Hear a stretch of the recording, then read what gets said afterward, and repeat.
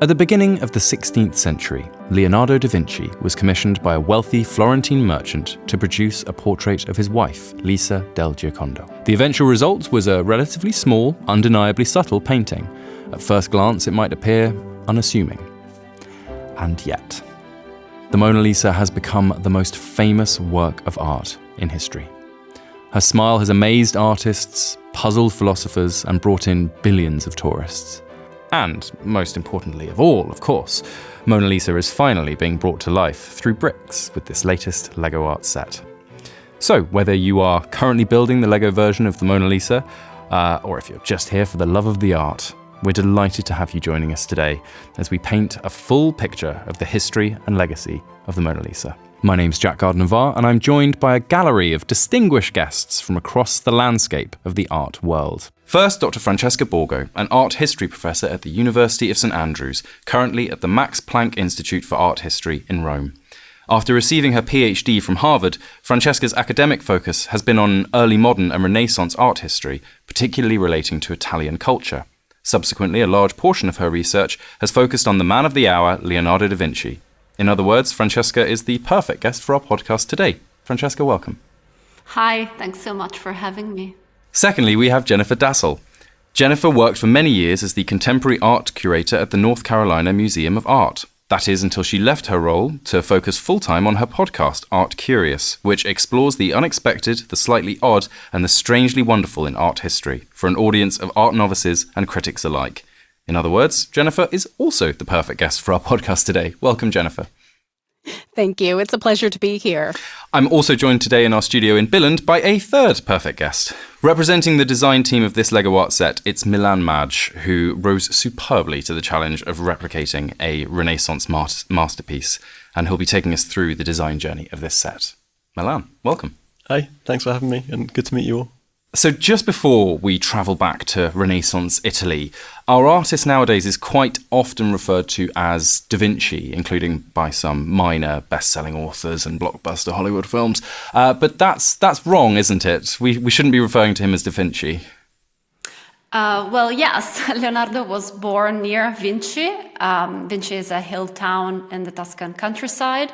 It was the firstborn child of a notary named Piero. So for his whole life, his legal name was his father's given name and his provenance. So Leonardo di Ser Piero, his father, Da Vinci, from the town of Vinci. This is obviously not a family name in the modern sense, right. But it was not uncommon, and other artists from the same time are called in a similar way. For example, Desiderio da Settignano, Mino da Fiesole. And we don't call them da Settignano or da Fiesole because these are just their provenances. That said, though, I should also add that Leonardo loved word plays and puns. He sometimes writes his name in a rebus puzzle as a lion and a burning flame. So Leonardo, burning in Italian. Ah, clever. And Vinci provided a really nice opportunity, right, for puns on the theme of vincere, to win, to conquer. Contemporary poets also elaborated very much on this idea that Leonardo is the painter who wins it all, who conquers nature. So they said that at the time? Yeah, at the time. Interesting. So I'm wondering, maybe you wouldn't have minded so much to be called Da Vinci. Yeah. If you wouldn't mind referring to me as Jack the Conqueror for the remainder of this podcast, that would be fantastic. Leonardo da Vinci once wrote a letter to the ruler of Milan, hoping to find a job by listing his 10 best skills. He mentions his ability to siege terrains, build bridges, cannons, armor, or in times of peace, he offered to be the architect for the city's buildings and waterways. That was his list. As a postscript, he wrote that he could also paint, quote, as well as any other. Such an afterthought might not be the kind of thing you'd expect to see on the cover letter of one of the most famous artists of all time. I was wondering, what do we know about Leonardo's early life?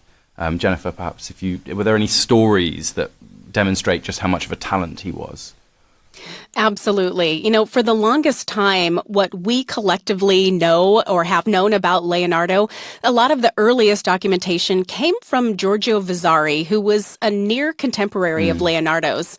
Now, he was a painter himself, but I think most of us today know him as one of the first biographers of artists and creative types. So in 1550, he published a book called The Lives of the Most Excellent Painters, Sculptors, and Architects. We just generally call it The Lives, or The Lives of the Artists today. And so the story of Leonardo's life was certainly one of the most interesting and most colorful, pun intended, that he shared within that book. And the story goes that when the teenage Leonardo began his apprenticeship to the Florentine painter and sculptor Andrea del Verrocchio, that he trained with him, for about 7 or maybe slightly longer years.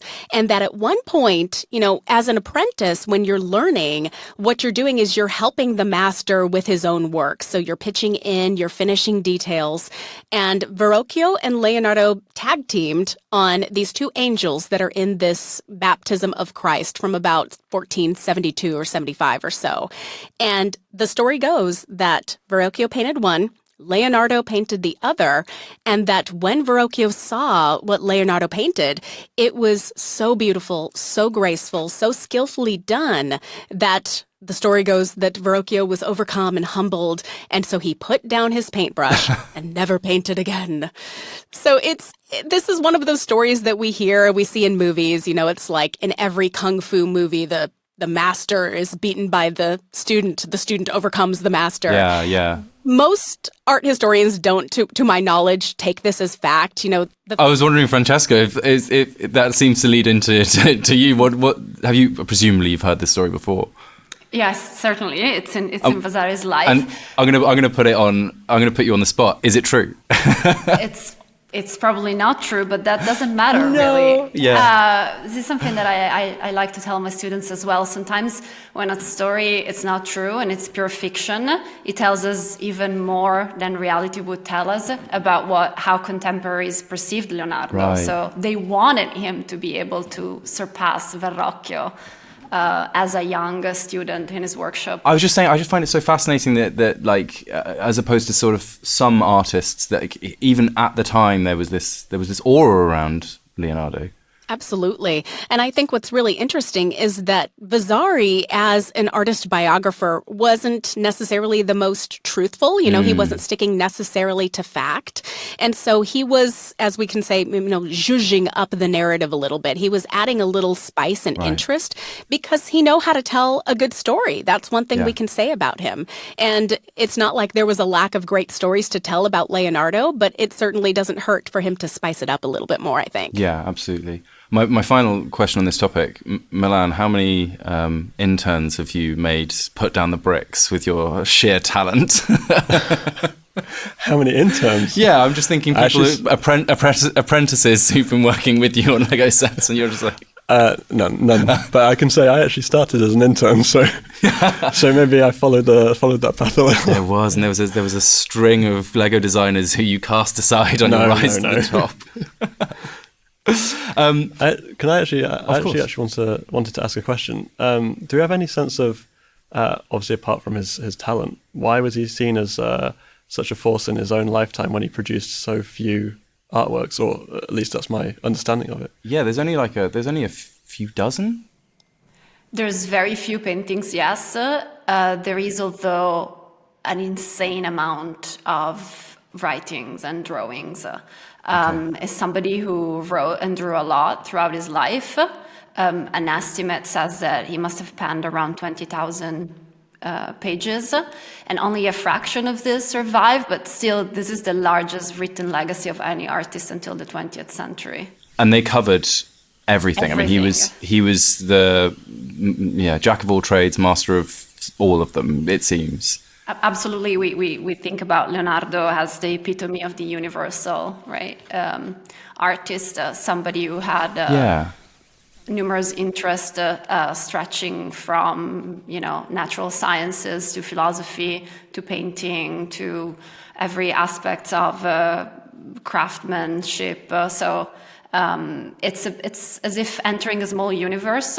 Once you really get into his notes, and it's also beautiful because it's so easy to get lost, really, because you find everything, even notes about food, about clothing, even very kind of everyday details about life in his workshop. So would he have considered himself to be an artist? As you said, Milan, considering how few paintings he made and his varied interests, would he have considered himself to be an artist first and foremost? Or do we know? I think so. I definitely consider him an artist, and I believe that this is also how he would have defined himself, absolutely, because it isn't the word artist that we need to pause for a second. Right. Our understanding of art today is very restrictive compared to Leonardo's. He says it very clearly. He writes it in the book on painting that painting is a science. He writes that painting is an intellectual activity. Painting is mental, he writes. It's an inquiry into the laws of nature, an inquiry that relies on a systematic body of knowledge, on mathematics, on deep scrutiny of causes and effects in nature. So it's a much broader, much more ambitious understanding of what art can do. If I can just add a little bit of something about, Francesca made a wonderful point that I love about art being a science and intellectual activity. And I feel like today, sometimes there's this dichotomy where art and science are separated. And I believe that is not true. Art and science intersect in so many wonderful ways. And I think it's been that way for so long. So if we go back into Leonardo's mindset 500 years ago, we can see that connection so clearly in his work. So I love to bring that forward and tell people today that art and science do not have to be separate. They are coexisting and they coincide together. Yes, I'm afraid I need to push back just a little bit on this idea that about his untimeliness. Now, this idea that he's somebody who has very little to do with what's around him, that is somehow isolated in his greatness, ahead of his time, out of step with what is going on around him. He's very much a son of his times, and a lot of what we find in his notebooks is present in some form or another in the writings of his contemporaries. What's really extraordinary and unique about Leonardo is the openness to question everything and the ambitiousness of his agenda. Similarly to many other painters of his time, what he seeks to achieve in his work is a perfect imitation of nature. He wants painting to be a mirror of nature, to use his words. But it differs from these other artists because his approach to reality and to what nature is so much more problematic. He wonders, what is reality? How does reality appear to our eye? How much of it it's just subjective? How much of it is, a field of transmutation and changes? And if that's the case, then how can I capture it in one image? So it develops a scientific agenda to be able to answer these questions. And it's this question that lead him to conceive art as a science, as a tool of investigation into nature. Yes, well, I would love to focus now on the Mona Lisa. But Milan, with all of our experts here, I'm actually going to ask you what year Leonardo started painting the Mona Lisa. Because I think you know. I hope I know, because it's in the model. I believe it was 1503. I would love to know how we know that. Okay, but 1503 because there's 1,503 pieces in the model. Yes, there are. Yes. That's was that easy to get to? Do you have to? Are there any sort of pieces stuck on at the back that don't need to be there? Everything needs to be there. But no, it was a little bit of a challenge. It's not something we normally do. But the number of pieces in the Lego model is on the front of the box, and we were in the ballpark of 1503, and we thought we would put in the effort to go the whole way, and it would be nice. That's little great. Easter egg to have that on the front of the box. Yeah, I think that's lovely. Well, to Milan's question, how do we know 1503 is the year that he started? So we know because actually in 2003, by complete chance, somebody found a handwritten annotation in a printed edition of Cicero that is still held in a library in Heidelberg. This person was looking for something completely different. And he found this annotation written by the secretary of the Chancellor of the Florentine Republic, Niccolò Machiavelli at the time. And the annotation discusses Leonardo's habit of leaving his works unfinished. And he cites, among the many uncompleted projects, also the head of Lisa del Giocondo. So thanks to this new evidence, we were finally able to firmly establish that by October 1503, this is the date that the annotation conveys, Leonardo was working on a portrait, and that indeed that portrait is a portrait of a woman named Lisa del Giocondo. And was it? It sort of seems strange to commission an artist so great into doing a work. How much of his life in 1503 was commission based? Do we know? It certainly seems to be somebody who enjoys the challenges of conception, of thinking about things much more than manual execution. So some sources discuss him as somebody who was peeved at the brush, almost, they say, some contemporaries. But then other sources also describe him as somebody obsessed by making, somebody who is unable to take his hand off the panel. So somebody who gets lost into the making of things and is unable, or at least struggles with the moment in which your project has to come to an end, and necessarily all the infinity of options. We all feel like that sometimes, I think, right? There's a moment when you're doing something where this thing can go in many different ways and they're all wonderful to explore. And then all of a sudden, right, it comes to a point where you need to pick one. And so this might have been a problem for him. Mona Lisa's smile has puzzled, engaged, and captivated for centuries. In 1550, Giorgio Vasari described it as being more divine than human. And exactly 400 years later, Nat King Cole won the Oscar for Best Original Song after singing, "For that Mona Lisa strangeness in your smile, do you smile to tempt a lover, Mona Lisa? Or is this your way to hide a broken heart?" We've mentioned Lisa del Giocondo, and it seems that there's pretty concrete evidence that indeed Mona Lisa is Lisa del Giocondo, but there have been some pretty wild theories, haven't there, Jennifer, about who this woman could be? Yes, I think for a long time there was the thought that it could have been any number of Florentine ladies. I think Vasari said that when he was referring to this, at least what we think he was referring to was the Mona Lisa in the Lives of the Artists. Right. He talked about it being a certain Florentine lady. But then later when it became in the part of the collection at Fontainebleau in France, she was listed as a courtesan in a gauzy veil. So, for a long time, there wasn't necessarily the firm identification of Lisa Gherardini, Lisa del Giocondo. But there have also been some other more conspiratorial theories. So one of them is that it could possibly have been an image of a man in drag. And for a long time, this ping-ponged between the idea that it could have been Leonardo's assistant and maybe apprentice, or even some people say his suspected lover, who was a man named Gian Giacomo Caprotti, but he went by a nickname of Salai. And then I think probably the most famous or infamous theory that people put out is that it's a portrait of Leonardo himself in drag. And again, I'd love to hear Francesca's perspective, but I don't think either of these have been accepted as holding any water or any credence whatsoever.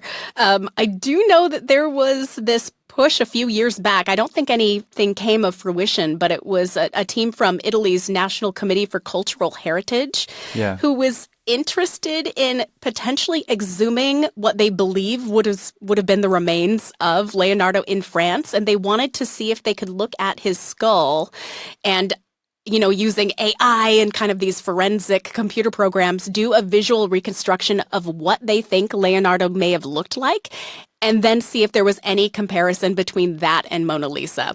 Whoa. Again, I don't believe this ever happened, but there are people out there who still seem to be pushing this strange theory. Yeah, I think I think we should just settle on Lisa del Giocondo. That all sounds quite complicated. Yeah, I think all of these theories say a lot about us nowadays, more than they say about Leonardo. Yes, absolutely. Yeah. But incredible that a work of art can spark such theories, right? Not every work does that. No, well, it has to be not every work, and I suppose not every artist. Okay, when we were talking about separation between Leonardo, the man, and his work, and some of the techniques he pioneered, one of the things that we were quite interested in when recreating the Lego version of the Mona Lisa was actually the background and getting the different layers of the mountains and the lakes. Yeah. And it was my understanding that this kind of theory of aerial perspective was something that he pioneered. Is that true? Can we put some more words to that? Yeah. So what exactly is aerial perspective? Definitely. So it's a way of making things appear far away. Yeah. By changing the color, basically, and taking into account, very basic terms, the amount of air or atmosphere that stands between your eye and that far away thing, right? And that air, that atmosphere, isn't just transparent. It changes the way you perceive that object. It's usually juxtaposed to geometric mathematical perspective, which basically regulates how small, or like the size of distant things. And Leonardo used both types of perspective in a very, very masterful way. But it's definitely his own, precisely because it's another case like the Sfumato where we both have his writings on this specific aspect, where it says painters should strive to do this, or if you want things to appear 5 times farther away, make them 5 times bluer, for example. So, and then you have, on the other hand, the evidence of the paintings.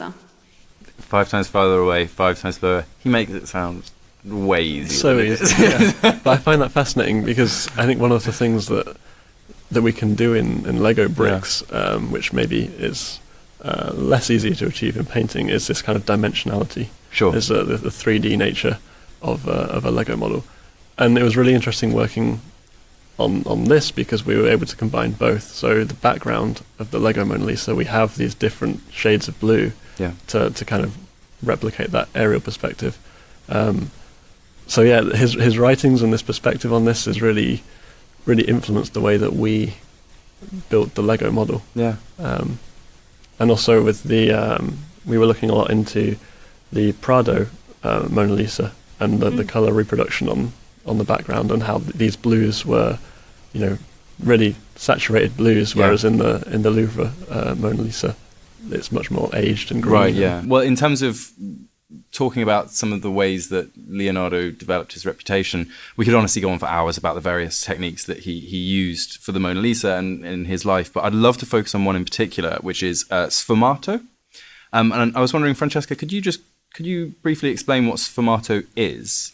This is a difficult one. So sfumato means smoky in Italian. Smoky. Yes, and Okay. it's both a visual effect, but also the technique for achieving that visual effect. So it indicates both the sort of subtle blending of tones, the blurred transitions, the dissolution of contour lines, and also the effects of softness, of delicacy, the uncertainty also that this kind of blending, this way of painting produces. So it's both a mode of making and also a mode of seeing, very importantly, because it's a way of painting that it's not rich in details that are immediately legible, immediately visible.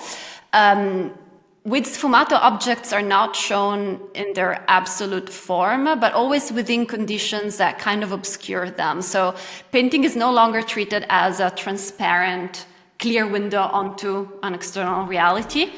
But it's a way of acknowledging that we don't always see things clearly because they are in movement, because they're far away, because our vision is impeded by shadows, by darkness, or because we are seeing them just with the corner of our eyes, our peripheral vision, and so on. So sfumato builds into painting the limits that our vision, our eyes encounter in the perception of objects, basically.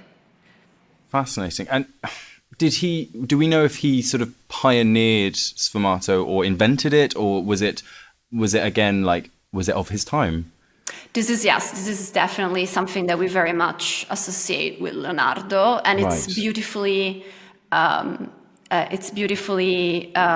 elaborated also in his notes. So he both paints in this way, and then he writes about this way of painting at length in his notes. So it's one of those, wonderful opportunities for historians, art historians specifically, because you both have the images and then you have the theory that unnerves those images. And it doesn't happen that often.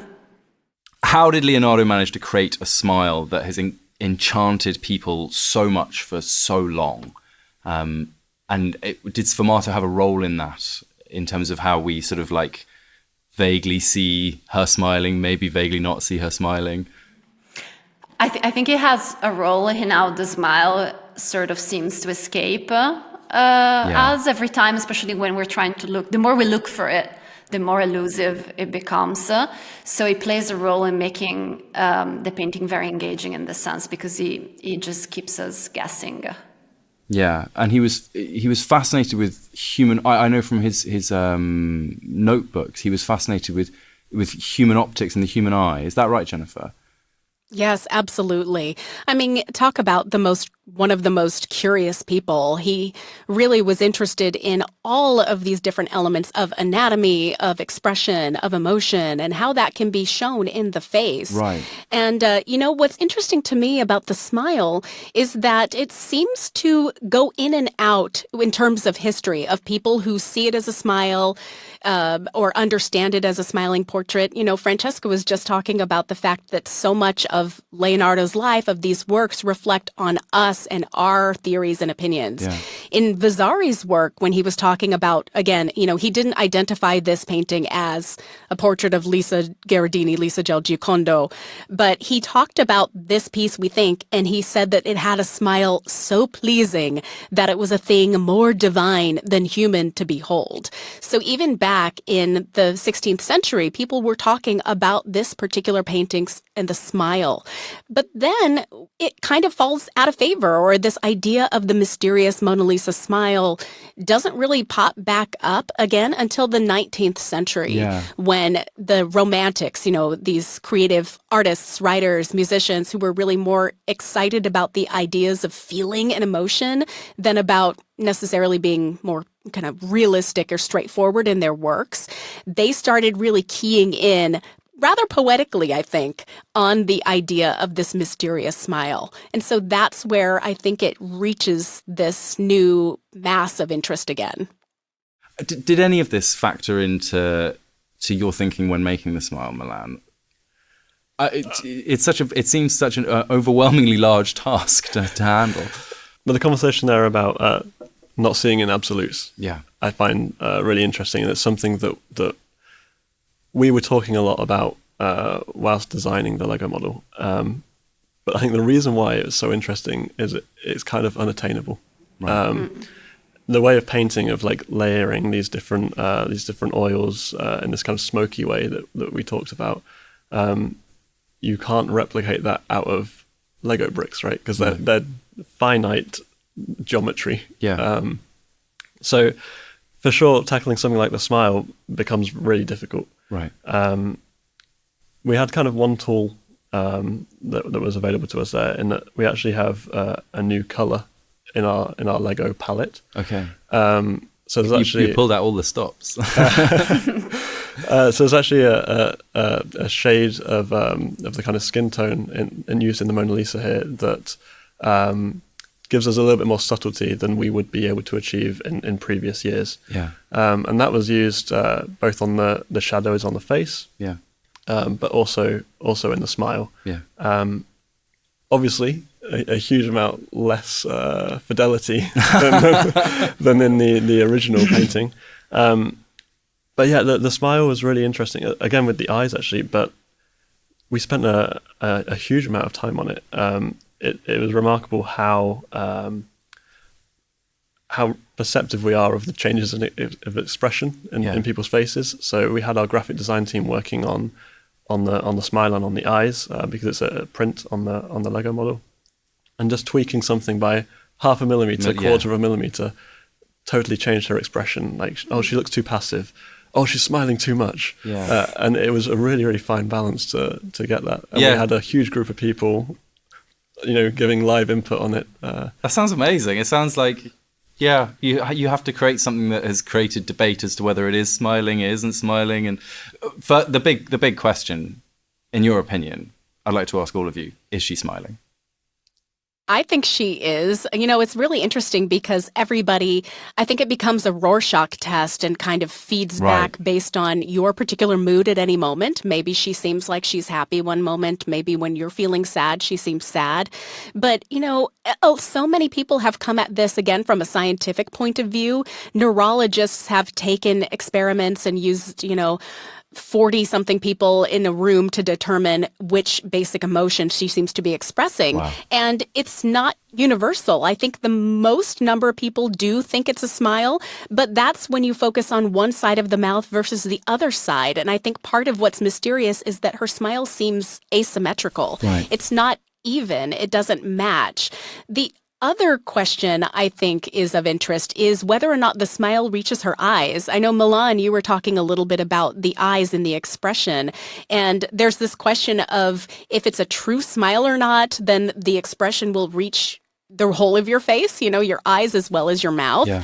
And I think that's a little bit of a philosophical question. Is a sad smile the same as a happy smile? A smile is a smile. So it's really interesting. In my opinion, I think there is a smile that seems to be coming through her eyes. So for me, I read it, again, it's a little more interesting than a normal smile, like right now. Yeah. But I still think of it as a smile.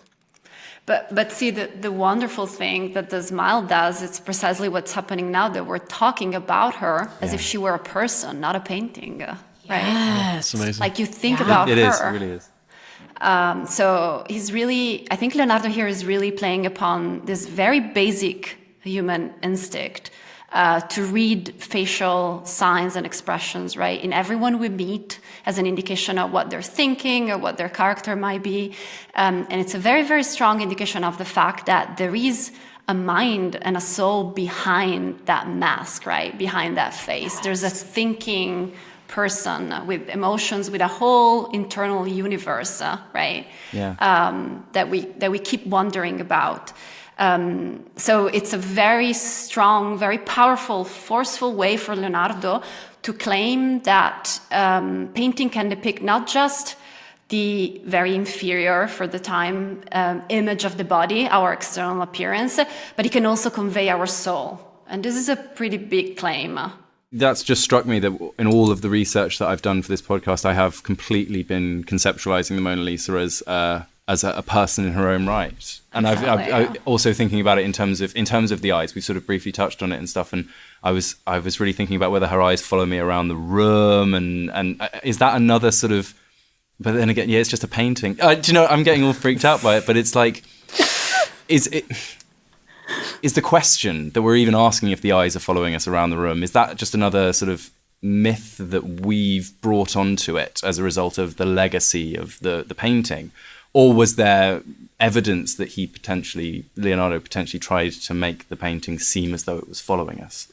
Absolutely. I think he wants you to wonder if she's looking at you or not. And this happens, I would say, almost every time when a painted figure looks back at the viewer, back at us, the gaze always sets up this very powerful relation with us over here, right? Us on the other side. Yeah.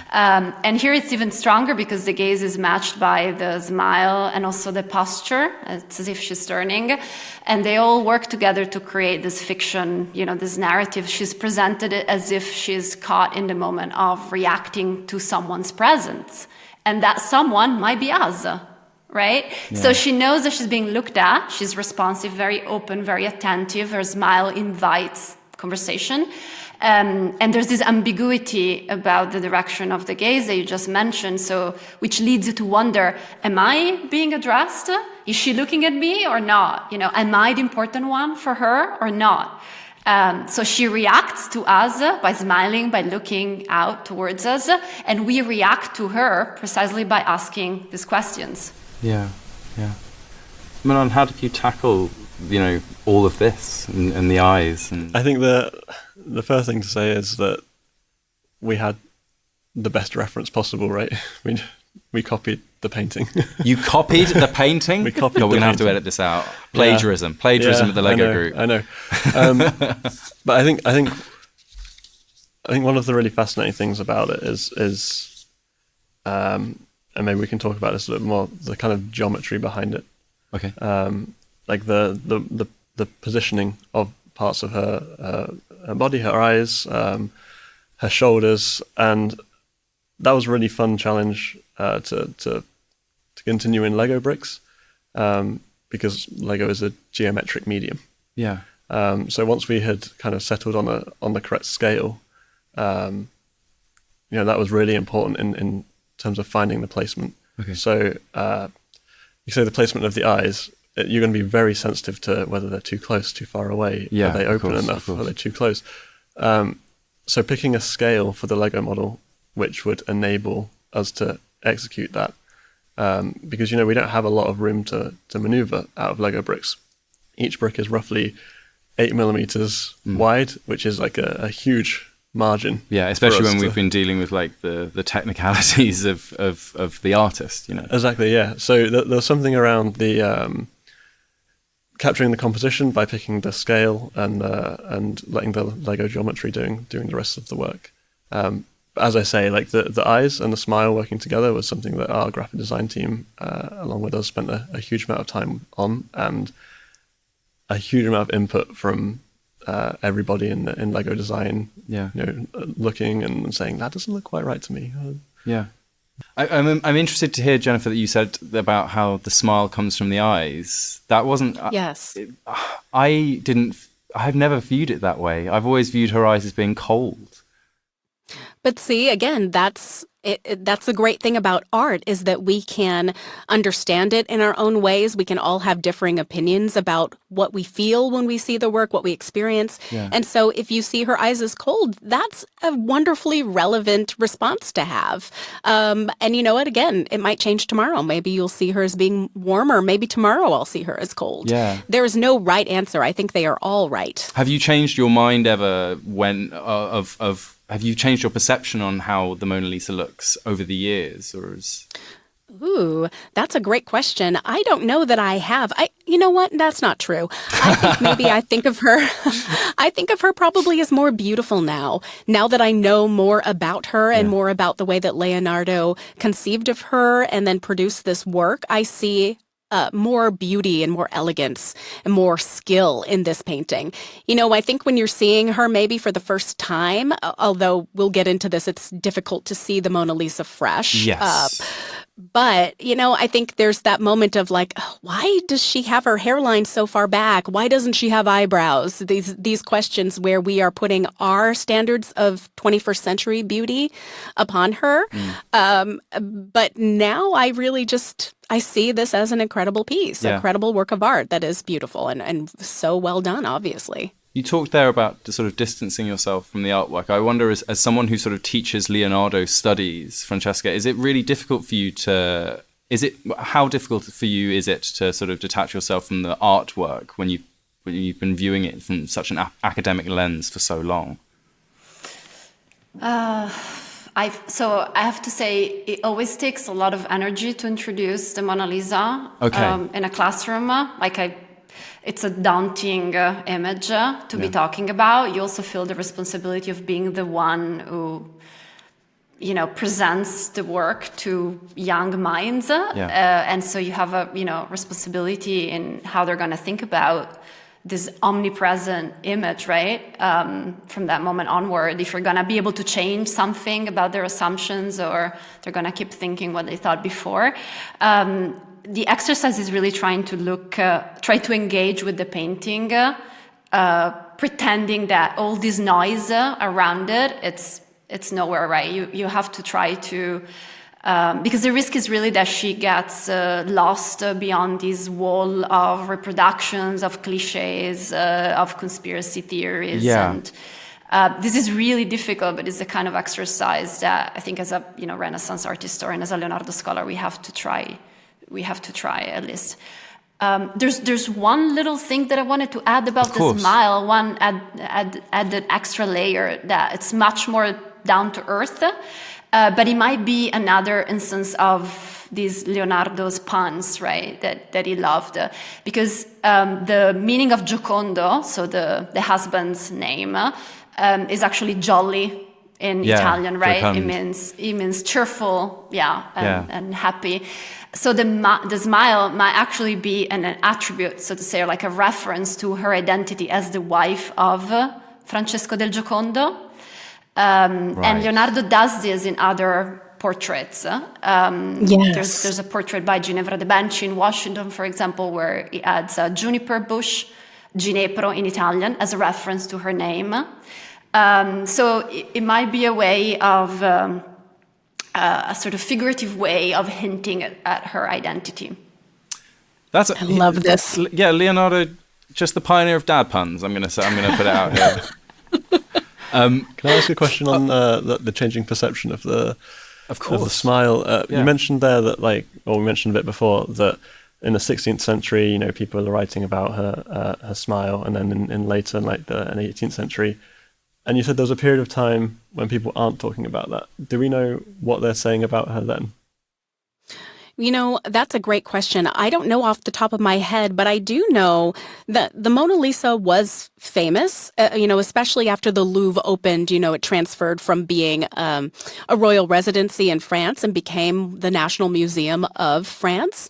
And I think at that time, it was seen as this important work. It was seen as a masterpiece in its own right, but it was also one of many masterpieces that the Louvre had. So it really wasn't until later that she started reaching this iconic superstar status. Milan, while we're on the subject, can you explain what makes this frame that our builders are creating as they're listening right now, what exactly makes it so special? I think what makes the frame so special on the Lego Mona Lisa, firstly, the Mona Lisa is the icon of the art world in many respects. Yeah, absolutely. And so we thought, if we're going to give her a gold frame, let's make it really special. It's the Mona Lisa, So unlike your regular Lego bricks, this frame has actually has gone through a special process. The bricks on the frame has gone through a special process in order to coat them with a kind of metallicized finish to kind of replicate the gilding on a kind of antique gold frame. So that's what kind of gives it the shine. And that's unique to this set, would you say? It's not unique to this set by any means, but it's definitely to date the most gold that we have put in a Lego set. This is the blingest Lego set, is what you're saying? It's the blingest Lego set. Yeah. And it's also the way the frame is constructed. This is a little bit if you're worried about the detail. Yeah, you get technical there, man. Okay, so the way the frame is constructed actually is built using a little Lego gold ingot piece. So this gold ingot was created as a gold bar for minifigures, Lego minifigures.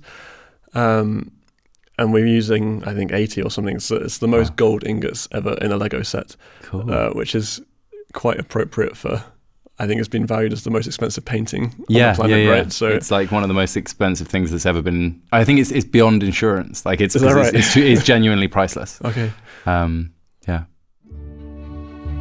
In 1858, the poet Théophile Gautier described her as a sphinx of beauty, suggesting that the lids of her profound eyes hide profane secrets, and never has the feminine ideal been invested with forms more deliciously seductive.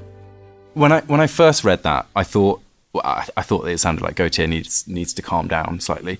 But I also wondered whether was it common in this time period for paintings to be so admired? I don't know. That's a great question. I would say that art has always inspired emotions, and sometimes very strong emotions. That's why things like art vandalism have been happening for thousands of years. Iconoclasm, where you're destroying a work of art. Right. But as far as works that have been admired to this degree, again, it really didn't happen until getting close to the late 19th century, early 20th century that she started reaching this more iconic status. But was it common in this time period to be paintings so admired? I'm not sure. Francesca, do you know? I think it depends on how much we make ourselves available to be affected by these images. And certainly the conditions in which you experience the original nowadays are not conducive to this dialogue with the painting, which is ironic, consider that it's precisely a type of portrait that it's conceived and designed to establish a dialogue with the beholder. So it's certainly not the most ideal conditions, and perhaps when it used to hang in the gallery, together next to other paintings by Leonardo, before it was moved to this hall where she's, the main attraction, and everybody's looking at her, and she's like a black hole that sucks in everything else, and people don't look around. Certainly, perhaps before there was a different. There was a possibility or an opportunity of engaging with the painting that we unfortunately have lost for the time being. Yeah, but it was that opportunity was quite personal. Like I read somewhere that she got fan mail. She did get fan mail, and for a while, the Louvre actually had a physical mailbox where people could hand deliver love letters. She received flowers, and at one point, someone apparently, the story goes, went in and got down and proposed marriage to this inanimate object. I always think this is so funny, but that is a performative relationship, that intimate relationship. Yeah. Somebody felt so moved that they wanted to propose marriage to Mona Lisa. But, that's something, talking about that intimacy, that relationship that we have with works of art, that's one of the things that I think is so hard to understand today because of the physical distance at which visitors are kept for many reasons, but certainly for the safety of the painting. Yeah. This is, as we know, this is not a very large painting. It's not huge on the wall. It's a work that invites you in its original setting to get close to it, to understand it, to get right up there and to have that very direct connection. And so it's hard today. It's not the same. Yeah, well, speaking of things actually not being the same today, it's also quite physically not the same. We're going to come on to sort of, I think, the more modern history of the Mona Lisa in terms of events that sort of catapulted her to sort of like worldwide fame. But something that's quite hard to miss today when we look at the Mona Lisa, even from a distance, is that she doesn't have any eyebrows or eyelashes. I'm right in thinking that she was probably painted with them. Is that correct? Yes. So although I think we shouldn't assume that we're looking at something that looks radically different to what Leonardo painted, and precisely because of the awe that the painting has always inspired, it was always people always intervened, right, for conservative reasons in a very careful, very respectful way. So the painting doesn't look radically different from how it originally looked. Now, some details, for example, the eyebrows might have gotten lost because they were painted over a layer of oil that had already dried, so a secco, as we say in Italian, and they might have been removed during a cleaning. Although that said, fashionable brows at the time were very skinny, right? So we see that on other Leonardo's portraits. So. I would be surprised if they were originally very prominent. I actually wanted to ask: is she typical for her time? My understanding was that her clothing was not necessarily typical. Maybe her posture. How does the painting represent other contemporary pieces? I think the clothing is pretty typical. She's wearing this veil over her head, very thin. No, you almost don't see it. And she has this shirt which is embroidered with this like very nice interlaced decorative pattern. Remember, she's the wife of a silk merchant, so she's wearing very expensive fabric. So it's an advert. Yeah, I mean, in part, right? The posture, though, that's revolutionary. It's fair to say that Mona Lisa's journey to global iconography was steady but not consistent. Indeed, there was an explosion of interest in the painting from the start of the 20th century, which set her on the path to becoming the Mona Lisa we know today. As a complete art novice, I know that'll be a shock to you, but like as someone who would consider themselves to be a novice, I read that it had been described as revolutionary. To me, it just looks like she was sitting. And it doesn't look particularly different from what I would expect a painting of that era to look like. Why have you described it there as the pose as revolutionary? Well, because frontal-facing female sitters are virtually absent in Italian art up until this point. Really? Yes, because the preferred format for a female sitter, not a male sitter, but for a female sitter is always profile view. Because the profile view is psychologically much more distant. There isn't this dialogue, right, set up with the viewer that we talked about before. So he emphasizes the rank of the sitter. He also distances the sitter in a space that's clearly distinct from ours, right? So it marks this distance. And here it's very different, right? So this fiction that the portrait is telling is that she's sitting on a loggia, probably a high-cover loggia of a villa, of a palace. This loggia overlooks an open landscape. The chair on which she's sitting, if you look at it closely, it's actually aligned with the loggia behind her. And it becomes very clear if you're looking at the armrest. So the armrest is parallel to the picture plane and to the loggia behind her. And she's turning towards the viewer, right? Yeah. So she's turning towards us, the body's turned in one direction, the head is turned in another, which means that the painting, that the image that we're looking at captures this very ephemeral, this very fleeting moment that it's contingent upon our appearance in front of the painting, right? As if we had just walked onto that loggia, we had just arrived, and she turns around to greet us. So this engagement with the beholder, this openness of a female sitter, it's absolutely revolutionary. Wow. It's much more naturalistic, it, again, as Francesca was saying, instead of having that profile where you're kept very much at that distance, here you're, it's like you're walking into a room and greeting a friend. Yeah. Jack asked you earlier about like the rock star status of painting. Does that revolutionary posture have any kind of, do we know how people perceived it at the time? Was it like shocking? Well, it was certainly copied a lot.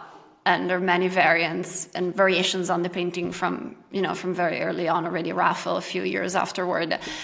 Now, the painting obviously doesn't look that revolutionary now. And this is often the case with Leonardo's work because they look so familiar because there's so much stuff that looks like them now, right? But that's precisely the point. I like to think about Leonardo's paintings as prime objects, similar to prime numbers, right? So they kind of happen unpredictably. But once they do, they fundamentally change what comes afterward. So they have this kind of wave effect, right? They generate a chain of replicas and variations. So it's difficult to see the Mona Lisa's disruptive qualities nowadays because there's so many female sitters that look like her. I have a question for Milan. Yeah, sure. Which is, you mentioned that a new color was part of this set. Was this color invented for this Mona Lisa set, or was it already around? No, the color was not invented for the Mona Lisa set. It was we've recently introduced a new series of skin tones to better represent people, and we were able to use that to our advantage here to kind of capture the subtlety that we wouldn't have been able to do in like the variation of skin tone. Can I ask a question as well? Because when we've been doing research on this, you're obviously coming across lots of different things, and without an expert in the room, it's hard to know what is conspiracy and what is not. Yeah. And I was reading a lot about the columns and how, like in Raphael's sketches of it, the columns are present. In other versions, they're not. Some people are saying that they look too thin, that they're overpainted. Yeah, I'd just like to hear about that. Like, are they a late addition? Are they part of the original? I think they are original. It's often the case with Leonardo's paintings. They go through different iterations because he keeps working on them precisely for this, issue that he has with closing up things, right? He wants to keep them open as much as possible. And he keeps working on this painting basically from 1503 until the end of his life. The painting is in his studio when he dies in France, in Amboise. So it's as if through this, continuous engagement with this image and this continuous adding of very subtle layers of color and glazes, some things naturally shift. There's also a lot of variations in the volume of her body, for example. Her shoulders initially, they seem to have been much narrower, and then it's as if the volume of her body kind of expands over time. Yeah. So these are all kind of shifting elements that are not so unusual for Leonardo. There's a wonderful, perhaps the first experimental painting in Western history, The Adoration of the Magi di Uffizi, that is unfinished, where you see several variations for the same image. They're all visible at the same time, precisely because he hasn't fully worked out how he wants that image to appear. So probably with the column and the overall composition here in the landscape, there's something similar, right?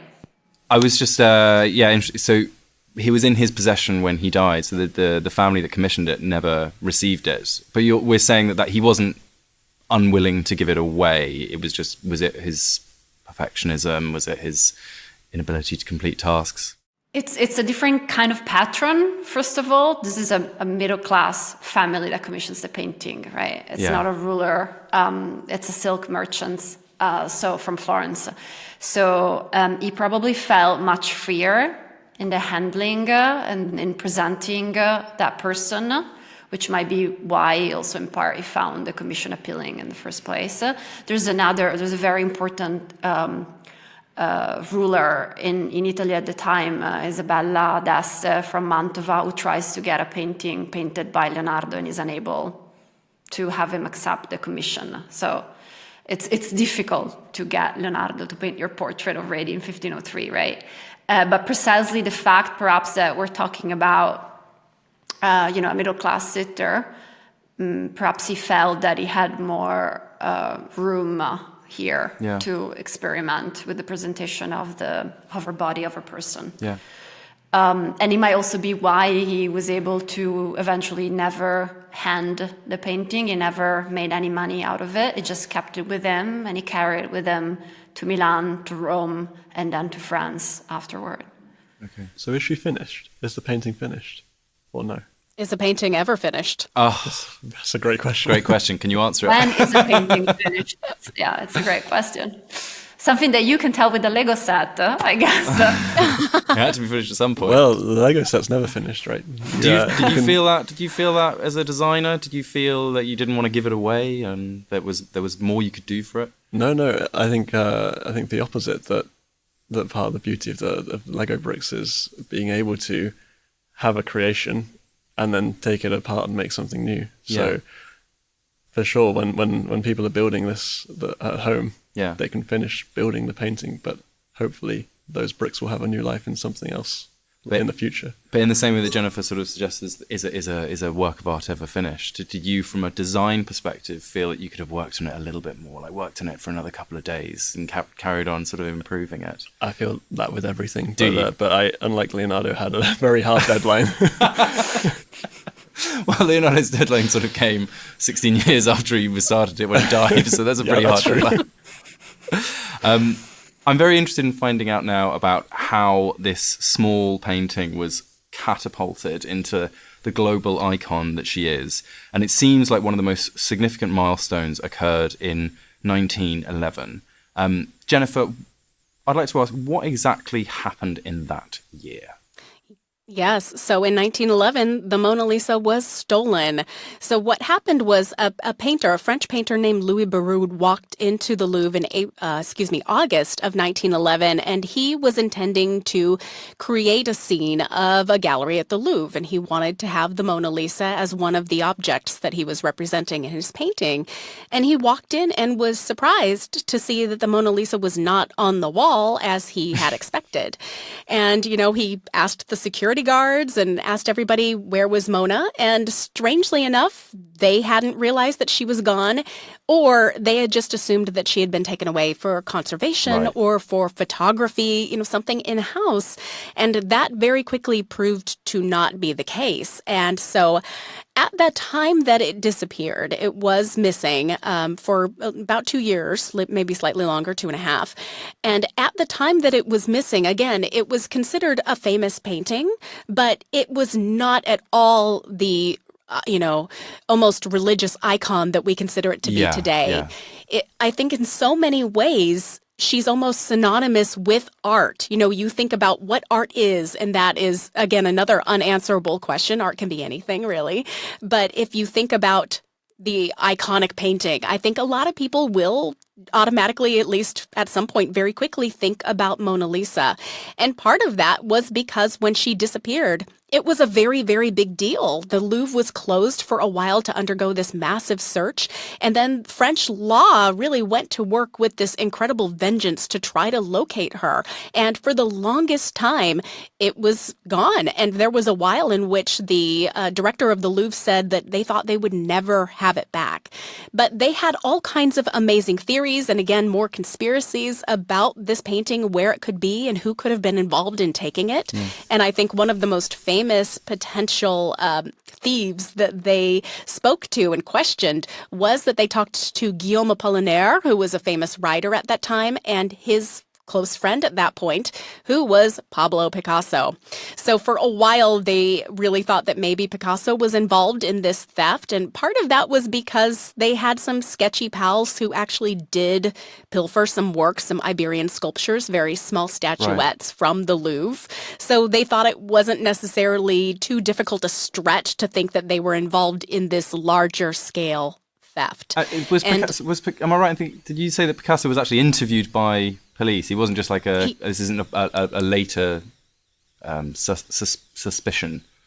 It was, yes. He was brought in, and Apollinaire was as well. Apollinaire was actually briefly arrested for the crime. Whoa. And, I always think it's like any situation where you're scared and you're afraid and you want to say, no, it wasn't me. So what Apollinaire and Picasso did was they metaphorically threw one another under the bus and both blamed one another.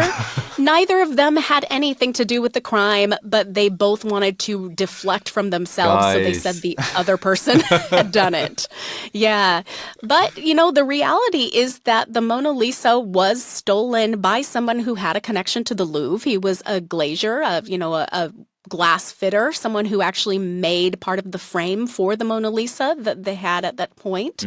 And she was squirreled away in this person's apartment for most of those years that she was gone, until at the very end in 1913, when we think maybe the thief got a little bit desperate about what to do with it and, how much money he could potentially make for this world-famous painting that was gone. And he wrote a letter to an art dealer in Florence and said, I have the Mona Lisa. Do you want to see it? And that was when, believe it or not, it was rediscovered. It's a crazy story. The more that I learned about this theft a few years back, the more I was surprised that this isn't more commonly known. It's a fascinating tale. Yeah, but it has very much led to her, because it was in the newspapers, right? It was a global... Absolutely. Yes. And, that was one of the interesting things, was because it was such major news that people, while Mona Lisa was gone, especially for that period immediately after the disappearance, people flooded the Louvre to go look at nothing. We think about the fact that people, millions of people per year go to the Louvre, and you're standing in this massive humanity, just craning your neck to try to see it. The same thing happened 100 years ago, slightly more than 100 years ago, for people to literally see nothing, the hole in where she used to be. Eventually, the novelty wore off, I think, not only for the visitor, but also for the Louvre. And so they replaced it. And very fittingly, Francesca referred to this briefly, very fittingly, they chose to replace it, at least for a time being, with a portrait by Raphael. That was his portrait of Baldassare Castiglione, a writer, that the pose was based on the Mona Lisa. So I think that was kind of a wonderfully fitting tribute. But she was gone for a long time, but obviously she was not forgotten at that point. And I hope I've got this right, but I read that one of the stated reasons for the theft was Italian nationalism. Because was he Italian, the thief? Yes, he was a man called Vincenzo Perugia. And so he was an Italian who was working and living in Paris at that point. Okay. And was one of his reasons that he mentioned to the media and to the police. But whether or not you believe that, I think, is another question. Was that really the key to why he stole the Mona Lisa? As opposed to sort of like financial gain and the obvious. But Francesca, is there a sense today of a sort of national pride surrounding the Mona Lisa from Italy, from Italians, and even with Leonardo da Vinci himself? Definitely, yes. And this Perugia's idea, right? He thought that the painting was looted by Napoleon after the conquest of Italy and taken to France as plunder. And this is still a common misconception among many Italians. Many believe that the painting was stolen. And instead, it was Leonardo who carried it with him to France in 1516. And when he died, it was inherited by one of his assistants who lawfully sold it to Francis I, to the King of France. And since then, the painting has always been in France. So there's this sense of sort of national pride surrounding Leonardo. The Vitruvian Man is on the €1 coin, right? Yeah. But I do wonder how much these modern claims of nationhood would have made sense to Leonardo, right? It's somebody who was born in Florence under Medici rule, then moved to Milan under French occupation, worked for the Pope, and then finally, when he decided to move to France, he must have known very well that that's where he was going to die, because he was already 64 at the time. Yeah. So evidently, the French option, in a way, provided a level of stability and comfort that no other government in Italy, no other ruler, no other patron in Italy at the time was able to provide. And this, it's still a bit of a problem. It's still a recurring problem for the country where, the brain drain, it's still a big issue nowadays. Yeah. Well, and the question also about Italy and it being an Italian work, how much does that have to do with the fact that Italy as a nation, as a country, was more of a modern conception? Wasn't it until the 19th century that Italy became this fully fledged nation, and it was city-states before that? It was city-states, although there was the name Italy was still used, was already in use, and there was a unified language and culture, which I thought was very important. So not a unified political entity, but culturally and linguistically, there was a sense of a shared heritage already. So Leonardo might not, he didn't consider himself to be Italian. It didn't really work like that. I think I've actually, in preparation for this, I was kind of, something that I never really wondered, because I work on the 16th century, not so much on the reception of the 16th century and Leonardo in modern times. Yeah. And so there's this wonderful resource where you can search by word in Leonardo's writings. It's called Digital Leonardo. It's online, accessible, really wonderful. So I searched for the word Italian and Italy, and there are several occurrences. So this is totally a word that made sense to him. Okay. I don't know if that's how he probably just would have defined himself as a Florentine, as a Tuscan. And in fact, there's like a signature in his notes where he writes Leonardo Fiorentino, so the Florentine. So maybe your identity is something that would have been more linked to what we would nowadays consider regional identities. Also, there are different, Italian is a language, but there are different dialects, different ways of pronouncing it. And so, but there was definitely a sense of kind of like a unified pictorial tradition, for example, and a unified heritage that went back to Roman antiquity, right? That's the common. Yeah. Well, just before we go back to sort of the Mona Lisa, I'm interested to hear, Milan, whether there was much discussion of Leonardo in the design studio, or did you very much focus on the painting? I think it was kind of hard to separate the two. Yeah. We were focused on a lot of the techniques that Leonardo used. Sure. Some more easy to recreate in Lego form than others. But as we talked about earlier, like the fact that Leonardo pioneered some of these techniques and was a master of many others meant that it was inevitable that, when talking about how the Mona Lisa was created, we would also end up talking about Leonardo, the man, as well. Sure. I'm sure that was a very enjoyable experience as someone who's a designer, artist, I would say. It was very good fun for all of us, yeah. Back to this theft, I'm trying to sort of chart her journey from becoming the interest of romantics who view her on a personal level, people, spontaneously proposing to her, and then who she is today. Would you say that this theft is the sort of the most significant moment on her journey to worldwide fame, or are there any other moments? Well, I definitely think that we think of her now as this epitome, the most famous work of art potentially in the world, certainly at the Louvre. Yeah.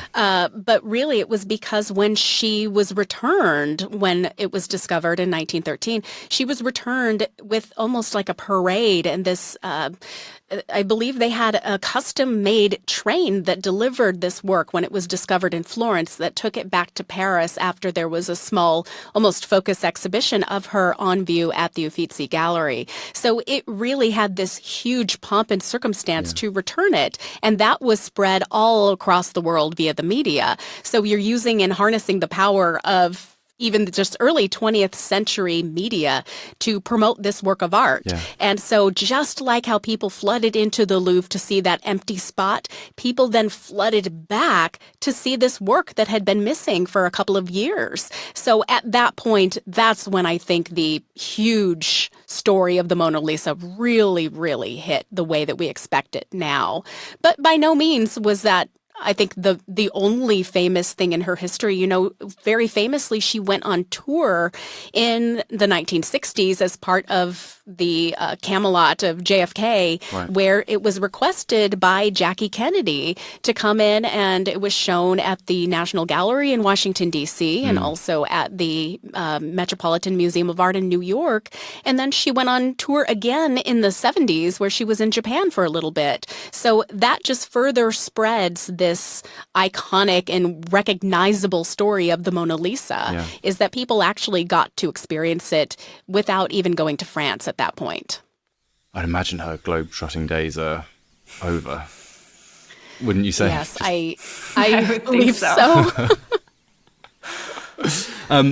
I always think about how disappointed you would be if you were, say, any tourist coming in and you've never been to the Louvre before. Yeah. The majority of people, I think they say 80 to 85% of the people who go to the Louvre go to see her specifically. Yeah. So can you imagine if you were going there waiting to see the Mona Lisa and you say, oh, sorry, she's in South Korea or, in Ohio, you would be probably furious. Yeah. It's surely disappointed. And I can imagine that that's not something that most museums want to deal with. As a museum person myself, I can say that that's not a fun response for people to have about your collection. 30,000 people queuing to see her sort of every day.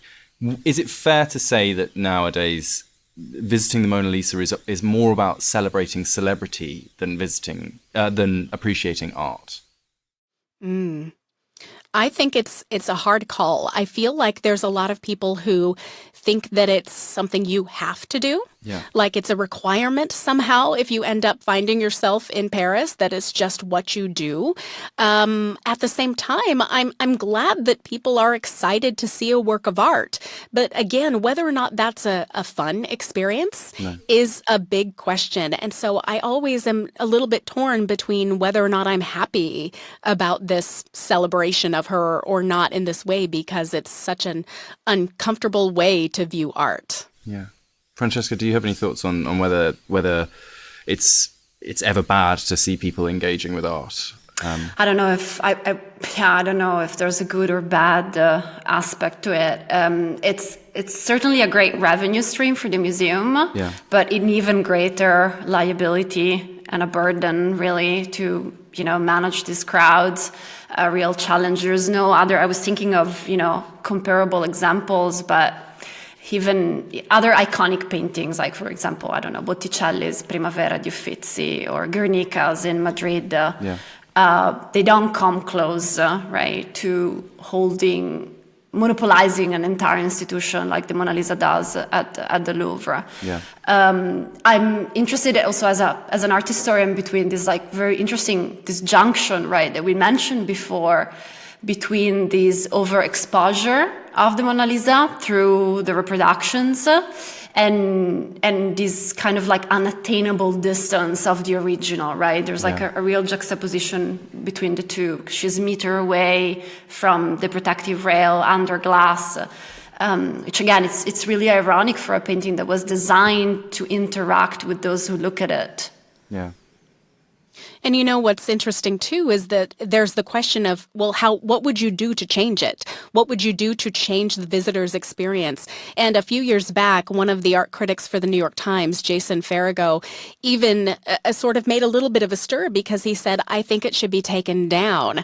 Now, he very quickly came to reiterate that he didn't mean that it should be removed and that it should be put away in storage and never seen again. Yeah. But he thought that maybe it should have its own building, which is a very interesting question. I don't know how I feel about that, but I certainly see how if you had its standalone pavilion that's just for the Mona Lisa, that would certainly redirect the flow of traffic a little bit. Again, I'm not sure if that would be a great idea or not. No. That's certainly an interesting concept, though. Yeah, I suppose one of his points was about how people don't appreciate the works of art that are even in the same hall, and there are masterpieces in there as well, aren't there? Absolutely. And I think, I'm curious about everybody's thought, but, is this considered your favorite?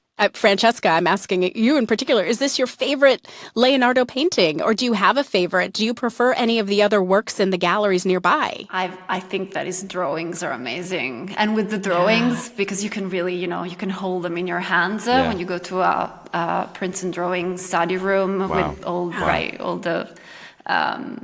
You need to be allowed, obviously, but then when you have it in your hand, you have a completely different relationship to him, right? Yeah. So the drawings are really where you see his mind at work, right? Like his paintings offer this surface that has no history almost, right? You don't see the effort, no? You don't see the different iterations that they went through. Sometimes you do, but the idea is really to present a mirror of nature, right? To present an image of nature. With the drawings instead, you see the process, you see the sweat, you see the effort, and that's so great because he makes you feel really close to him. I'm interested though in terms of like you talk about the progression and you can't see the sort of the work that goes in, but he was working on the Mona Lisa so late in his life, possibly like even in the last years of his life. Is it fair to say that the Mona Lisa is a sort of culmination of the techniques that he invented, or can you see a progression compared to his earlier works?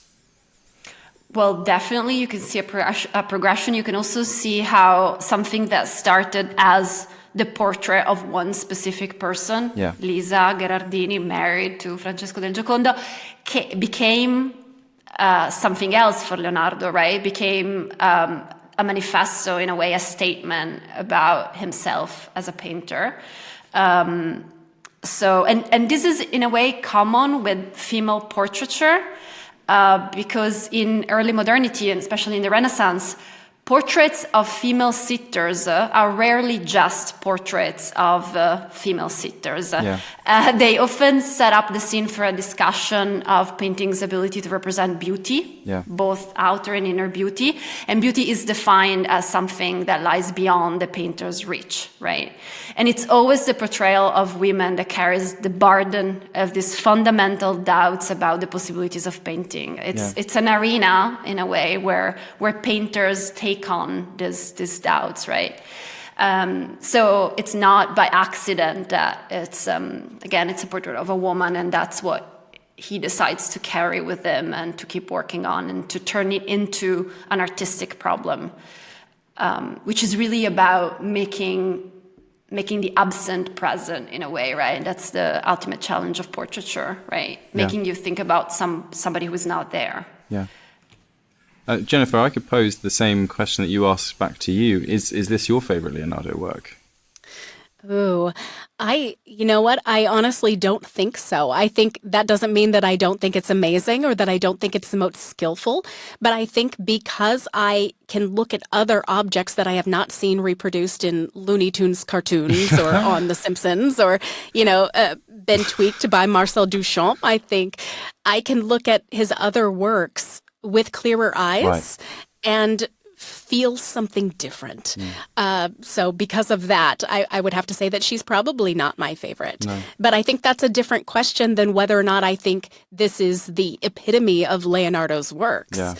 That's totally different. And I think seeing it in relationship to his other works and the progression and all of the incredible advances that he made in his career that show up in this painting just separate it in so many ways from how we look at his other pieces. Yeah. At least how I would look at his other works. But I think it's really interesting in terms of the modern perspective and how we've been clouded and how we have there's a lot between us in that gap that we have between us as the viewer and the Mona Lisa today. But I read that piece by the New York Times, and he described her as he described the Mona Lisa as handsome but only moderately interesting. We've surely gone too far the other way if we're saying things like that. Like it's still a stunning work of art. Yes. Absolutely. And I think where do you go from here? How do we get to a happy medium where we can appreciate? And I think that is the eternal struggle, is how do we get past, and can we ever get past the iconic, almost religious status that we affect or that we provide to her? I don't know. And that's, I think, a philosophical question that we'll have to continue to grapple with. But in terms of like Milan in this it was described as almost religious iconography that we've had of the Mona Lisa.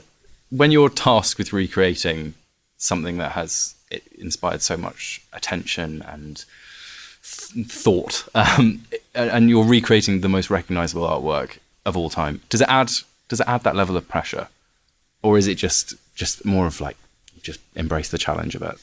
Well, I suppose the first thing to say is there's multiple people involved. Of course. So the pressure is spread. Spread out over each of your shoulders. But what I would say is what made it daunting is with every other Lego model that I've worked on. Yeah. There's a degree of artistic license. With the Mona Lisa, every single person knows exactly what it looks like. Yeah. Or at least they think they know exactly what it looks like. What I found quite interesting, actually, whilst working on it, was seeing like the subtle differences in how the Mona Lisa is and how people perceive the Mona Lisa, which was quite interesting. And everyone has their own, I suppose, memory of what she looks like. Yeah, and everyone's not quite sure of what she looks like. Yeah. That does add a degree of pressure in the sense that. Your leeway has disappeared. Well, maybe mirroring the kind of pressure that she receives herself, where you've got to have a great experience going to the Louvre. You've come to a museum just to see it. I think you've done a great job for what it's worth, my opinion. Thank you very much.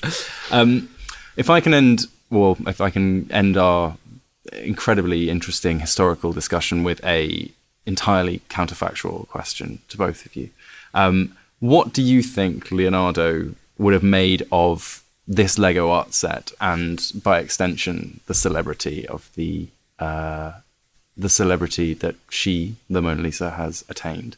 Francesca, starting with you. I think he would be thrilled, honestly. He's somebody who, for the entirety of his life, advocated as strongly as he could for the value of painting in people's lives and the power of painting to literally move crowds. And this is exactly what the Mona Lisa does, I would right? say so. So he notes in the book on painting, he writes when pilgrims flock churches, right, and throw themselves on the ground and worship sacred images, and talks about the ceremonies and the rituals that are performed in front of them. And he takes this kind of phenomena very seriously as a testament, as sort of undeniable manifestations of the power of painting and the relevance of paintings and images in our daily lives. So not just the lives of the elites, of the few privileged, educated connoisseurs, right? But for the masses, in this case. And this is something that to him was very important. So Jennifer, is it fair to say if he's interested in the uneducated masses, he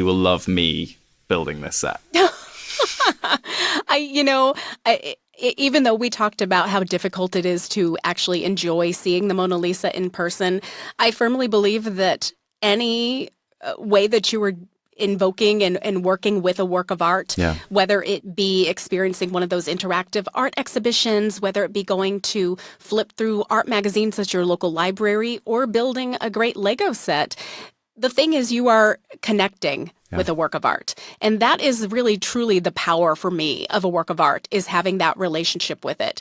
Because otherwise, if you think about it, it might just be considered another object, just like a lamp, just like a microphone. But we bring our emotions, our thoughts, our experiences, and that's what gives a work of art such incredible power. So the fact that we are having this conversation today further shows the power that art can have and should still have within our lives. There's still a way that we can very actively engage with this painting that's over 500 years old. Francesca, Jennifer, do either of you have much experience with Lego building? I don't remember playing with Lego bricks when I was a child, but I have a 4-year-old daughter at home now, and she has recently gotten into Lego building. It was like a very sudden surge of interest, as if something kind of clicked in her mind all of a sudden. And so Lego bricks are very much a part of my daily life at home now. Yeah, clicked being the operating word there, I think. Jennifer, is that the same for you? Absolutely. Like Francesca, I have a young one in the household. I live with a 9-year-old boy. His birthday is actually the day that we are recording this, and he got a Lego set to open this morning. So it's truly been a centerpiece of our lives and the play of our lives. So really, there's not a day that goes by without something new being built, whether it be a new kit that we just got that we're breaking open, or we're taking apart something and then building something entirely new, whether it be a new, very cool kind of spaceship or what have you. I always tell people that my son is the creative one, whereas I'm the organizational one. So I'm the one that likes to open the bags and separate the items by color or shape or whatever's coming next. And then the artiste himself comes and takes over from there. Well, unlike the timeless appeal of the Mona Lisa, this episode unfortunately has to come to an end. But we hope this podcast has helped explain some of Mona Lisa's mysteries. It's certainly shown me that there's much more to her than meets the eye, even an eye that may or may not follow you around the room. And for that and all their incredible expertise, I'd like once more to thank our guests. Jennifer, thank you so much for coming onto the podcast today. Such a pleasure. Thank you so much. And Francesca, thank you very much for joining us too. Thanks. It was fun. Yeah. Thank you. And Milan, thank you so much for bringing in the set, and hope to see you again very soon. Thank you very much. Cheers. And thank you to you at home. We'll see you next time. But until then, happy building.